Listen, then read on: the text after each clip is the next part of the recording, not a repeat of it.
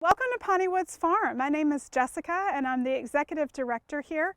We're going to talk about worms today and our worm reactor and all of our composting. So I hope that you enjoy your time here at the farm. Come on in.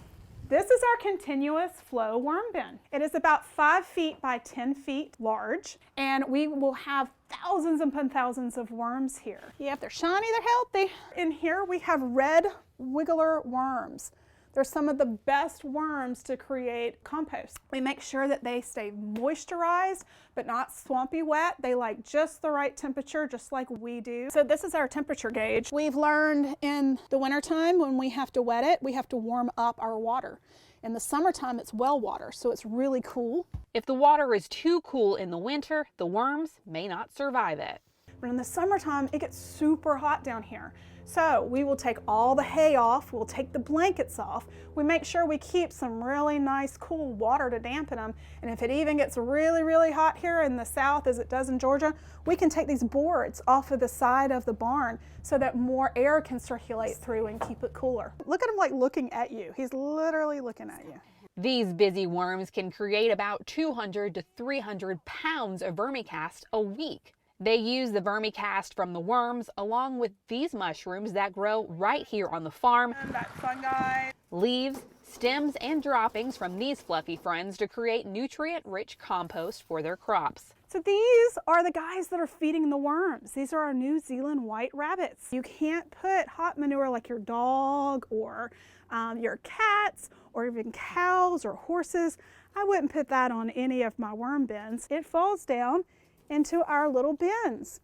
And each bin is the size of our vermicompost worm reactor. So we know that if we take the top of the manure off of this one, it'll fit on top of our worm reactor. We do a lot of different composting methods here at Piney Woods Farm. We do a Johnson-Su method. We also do a static pile, which is where they just sit for many, many years and break down. We do what's called a thermophilic pile, which is we let the compost get really hot, and that's a pretty quick process. That's just a couple of weeks. This, you just let the air flow through it and it gets really hot. So it becomes a thermophilic compost. And you wet it down, you make sure it stays really moist. It starts breaking down and the worms and the microorganisms start coming in and they start breaking all of this down and it will turn into beautiful compost. These will take about a year for the composting to go through its full cycle.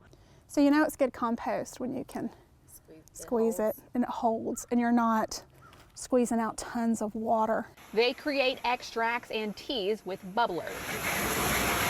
These are our bubblers and brewers, and this is how we get our worm vermicompost and our compost out to the field. We will take the compost from the worm reactor and we'll take our compost from Johnson-Su or our static and thermophilic piles and we'll put them in these bags. We'll put about 15 to 30% of the compost in there and then this big piece of equipment gets tied on just like this around the bag and it goes into this huge bubbler that has big bubbles blowing up from the bottom so that it stays oxygenated.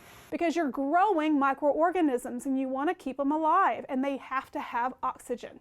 Extracts, we're actually blowing off microorganisms into the water and then we'll put them out into the fields on these big tanks that we spray on the field. Or we will grow pea bubblers. And so what that is you're adding a little bit of molasses and some other things and the microorganisms are actually growing other microorganisms. They start breeding, and when they do that, they create this sticky stuff. So you can spray it on the leaves and it actually sticks to it. And that can actually help us with pest prevention and disease. It'll create a barrier on the leaves to keep them healthier. These composting methods help Piney Woods Farm grow about 10,000 pounds of food each year that they donate to local charities. In LaGrange, I'm Jennifer Parson reporting for the Farm Monitor.